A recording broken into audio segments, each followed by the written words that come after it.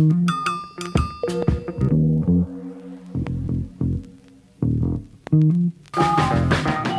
spent my whole damn life in the city. I could go for broke, but the capital is in me. I spent my whole damn life in the city. Anywhere I go, DC's coming with me. I spent my whole damn life in the city. I could go for broke, but the capital is in me. I spent my whole damn life in the city. Anywhere I go, DC's coming with me. I spent my whole damn life in the city. I could go for broke, but the capital is in me. Welcome, everyone, to District Divided, a DC sports podcast, more specifically a Washington Commanders podcast, and welcome to your very first installment of Shades Monday, where we rock the shades after a Commanders victory. I am Amit. That is KDot. Your Washington Commanders won 20-16 at home against the Arizona Cardinals. They did not cover the spread, and KDot, we came up with a parlay. We need to talk about it now. We had the Commanders money line. We had a Sam Howell rushing touchdown, and we had Brian Robinson 60 yards rushing or over. Commanders won. Sam Howell did run in for a score. Brian Robinson, 19 carries, 59 yards. Plus 550. If you had put in $100, you would have won $550 on top. Instead, you come up with nothing because we were a yard short, KDot. Yeah, plus, if I'm being completely honest, on mine, I added another leg to the parlay, so I was further away. Oh, my gosh. What'd you add? A Jahan TD. Oh, okay. The juice is always worth the squeeze for me, man. But anyway, let's move away from the parlay for now, but we were damn close, and we'll definitely get it right next time. Let's talk about the game. Let's talk about your reaction to the game. This was Sam Howell's first meaningful start, is what we'll call it, as he leads this team in the 2023 NFL season. What did you make of his performance? What did you make of Eric Bieniemy's offense? What did you think of them? It's early. Right now, if you to take a step back for a second, there is this element of the positivity that was around FedEx Field today, which was palpable. You could feel it through the TV. Crowd was loud. All the legends are back. Champ Bailey's in the building. Rigo's in the building. Sonny, Billy Kilmer, they're all in the building. And you want to feel good. And there are some things to hang your hat on as far as Sam Howell's delivery of the football, his ability to look through his progressions, at least early on in the game, take the open guy. But as the game progressed, and as those 6 sacks started taking its fucking toll on my man, you can see he looked a little more gun shy. He looked a little more shell shocked. I mean, he still was able to hold it in and make certain plays when he needed to. But I just feel overall, if I'm looking at this offense, I don't know if they know necessarily what they are just yet, but it's so early. We're talking about week 1, Eric Bieniemy, offense coordinator, new quarterback, and you got guys, you got to see how it is they play, right? Antonio Gibson, I expect to be much more involved in the offense. He had the fumbling issue. So there's like so you scale that back a bit. All right, what is he going to do? Brian Robinson, we know he's going to get those carries. Looked really good catching the fucking football, right? So there's like an element of Eric Bieniemy needing to see who his guys are when it comes to game time to then have a better game plan, I would say, on to allow them to perform better. But right now, if I'm just grading off of this particular game, I say meh. Yeah. No, I think that's accurate. And the reason I even teed it up that way was just because you're the level-headed one. You are the one that stays medium. You are the one that says, hey, it's only been one game, right?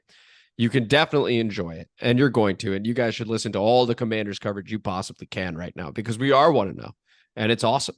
But it is just one game. It is against a team that is supposed to do just about nothing this season, and they did give us a bit of a scare, quite frankly. You know, so yeah. But that being said, you can enjoy the victory. That's Sam Howell. Personally, for me, KDot, I'm curious to see how the protection continues to develop. And I say protection because it's a mix of the offensive line. It's also going to be the motions. It's also going to be running backs. It's also going to be Sam Howell himself, like his ability to protect himself. For example, on the fumble that the Cardinals recovered for a touchdown immediately, he had the ball out instead of, and to Mark Schlereth's point, for example, color commentator on the broadcast, holding it with 2 hands and just taking the sack. He's a young guy. We're going to see how he continues to develop as well. But that ended up being, 7 points for the Cardinals right there. The defense held them to just 9 points the rest of the way. What did you make of the defense? Defense, once again, they did a good job as far as if you're looking at the stats at the end of the game. And especially down the stretch, Jonathan Allen coming alive, Montez Sweat having a hell of a game. If there's anybody giving the game ball to, it's him at the end of this. I don't know if I spoiled the next segment, but you did not. You did not. Cool. Good. So Montez to me has got the game ball. Like in all honesty, the defense had their moments where they did look okay. These guys are talented, but I think it was a slow roll. Like at the end of the day, we're still talking about the Arizona motherfucking Cardinals. Right. We're talking about Josh Dobbs, who had moments out there in little stretches and some drives. It was like, God damn, they were kind of moving the fucking ball on us. Mm-hmm. It just took a little bit for them to really get where they wanted to. I think the main thing that I noticed, and I was watching the game with one of our commentators, Mr. X, and we were just noticing the difference in energy. There was an energy on the Arizona Cardinals side that you could see in some of even the late hits that they were given or some of the cheap shots they were given. They just seemed riled up. It seemed as though if anything Jonathan Gannon did, their head coach, was to let them know how many people thought they were being overlooked or maybe that they were tanking. It just felt early on they had that vibe, that juice, right? And it didn't feel like the Commanders really got that until going in the second half. Like it felt as though something happened where they just started feeling it. The crowd got more into it. And this is a defense that I'd say time and time again seems as though it feeds off of energy. It's one of the reasons you want Chase Young in there more than anything is just because of the leader he is on the field and getting people riled up. But you see it on the sideline. Chase got his hands going up and everybody's trying to those are the sort of vibes. I just felt like it took too long. It felt much bend but don't break defense. And right. I don't know. I'm watching. I mean, right now we're recording. I'm watching these goddamn Cowboys, and they're dictating to the offense, and that's what I want. The talent on this defense should be one in which we are dictating to an offense, especially a Josh Dobbs-led Arizona motherfucking Cardinals. Certainly. And I think that is still to come, right? Like you said, Chase Young does need to play. He's still out with the stinger. I pray the Commanders change that language. I've said it many, many times now. It is doing him no favors. I'm sure you saw on social media when they actually ruled him out, what people were saying.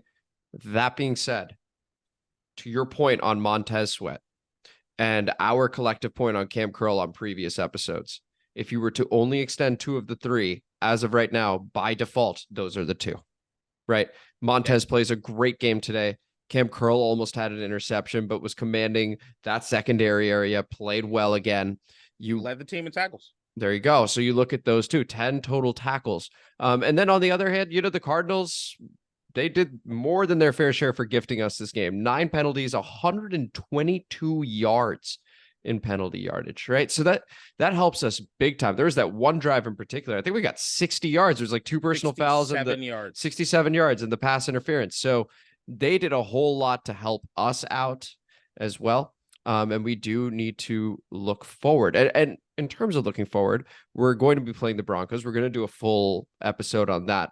I want to look beyond the Broncos as well. So when we do these recap episodes, we want to look, okay, this was the game. And now, what about the longer term outlook? What are we looking to see here, KDot? You can pick either side of the ball for this. I go both. And so if there's like a takeaway that I have like going forward, the offense is going to learn to do more together. Eric Bieniemy is going to learn more as far as who these guys are, what they're capable of. I'm not too threatened by the fact that I didn't love the way the offense was gelling, at least at the beginning. It's game 1, day 1, right? Mm-hmm. That being said, the turnovers, that cannot happen. They got it, whatever they need to do to shore that shit up, because it was not a good look. That's on offense, is just keep steadying it. But what you can't do when you're trying to learn and trying to implement a new offense is coughing the fucking football up. It's inexcusable.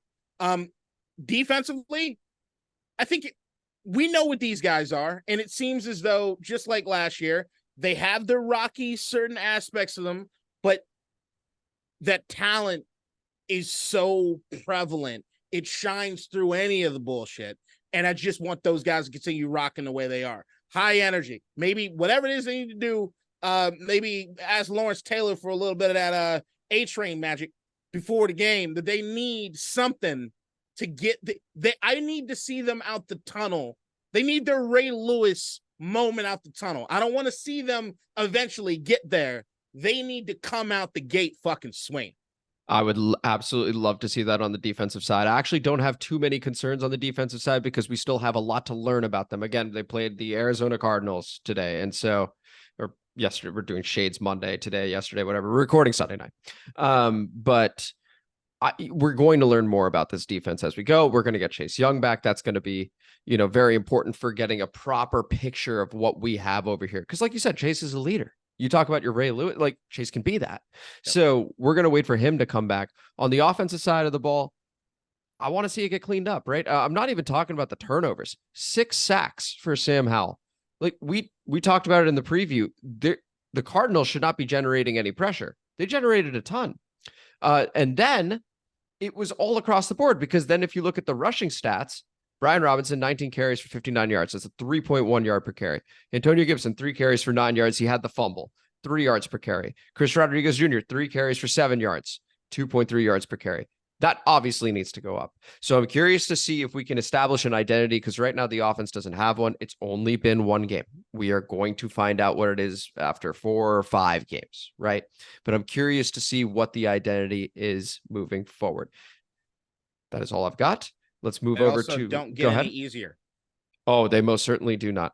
The schedule does get significantly tougher very, very quickly. The next 2 games, in fact, we have at Denver, and they just lost, and they're definitely going to be hunting for one, and they're going to look at us on the schedule. Bradley, Bradley Chubb gone. Oh, sorry, but yes, correct. Surtain, monster.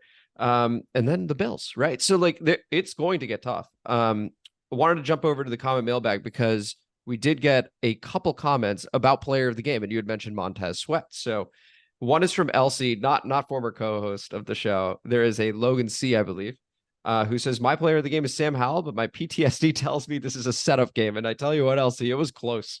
It was close to a setup game, but thankfully we did get the dub. And I think Sam Howell had a pretty solid game overall, all things considered. Would you agree, co-host? Yeah. Okay, good. I could be more negative about today, but I'm going to stay in the. It's Shades Monday, dude. It's Shades Monday. Yeah. Anyway, and then we move over to Bloodklot. Shout out Bloodklot. Appreciate you. Marquise Brown and Zach Ertz are both questionable for the game as of today. Of course, this was written a couple days ago. My only concern is Ertz. You know how exposed our defense is when it comes to tight ends, mostly because of our linebackers. If he's in the game, we need to shut him down. My other concern are these officials. They were horrible Thursday night. That's actually a really good point. There's more to this comment, but it is a really good point considering all the Jawan Taylor stuff that we were seeing in some of the calls that we saw on that Thursday night game. As far as the Chiefs-Lions game, how much do you think not having Eric Bieniemy contributed to that? I know it's a stretch, especially after seeing how little it seemed he was involved behind the scenes in the Netflix documentary, but I want to believe that he was a contributing factor to their success. Thank you, Bloodklot, for the comment, as always. What do you think, KDot? Eric Bieniemy not being in Kansas City for that game, how much do you think of that performance was because Eric wasn't there? I think all of us want to believe that. I think it's a Kelsey thing. That's where I stand on it. There's no doubt whatsoever. The hardest thing they had to deal with was not having Travis Kelsey, but it's also one of those things where, I mean, it's way too soon to tell. We got to see what it is that Kansas City looks like over the course of the season, and where their issues might lie. Because there's a lot of things you could point to: the lack of receiving core, the running game not necessarily being what it needs to be, and hasn't necessarily ever been what it needs to be. There's a lot of different things. I just wouldn't. I think that we want to hope that that's the case, and that we have that guy. And it's okay to stay in that territory. Yeah, certainly. And as we have both mentioned, we're going to see what the identity of this offense becomes. Last thing on the subject of Zach Ertz, Bloodklot, dude, you need to be on this coaching staff because he did get 10 targets, 6 catches for just 21 yards, thankfully. So we did do a good job shutting him down. Mm-hmm. But he was targeted in big moments, and he was the only player for either team to hit double-digit targets with 10. And so that's all we got for you guys. This is going to wrap up the show. This was District Divided, a DC Sports podcast, more specifically a Washington Commanders podcast. Thank you guys so much for listening. If you enjoyed this episode, please like the video, share the video, subscribe to the channel, hit the notification bell, and comment as you always do. We really appreciate it. This one's nice and short, so you can go enjoy other Commanders coverage as well. So enjoy the Victory Monday. Take it easy, and we will see you for the preview episode with the Denver Broncos. We go to Denver to take on Mr. Unlimited and Sean Payton. Till then, take it easy. Let's ride. In DC, we're just hoping that you listen.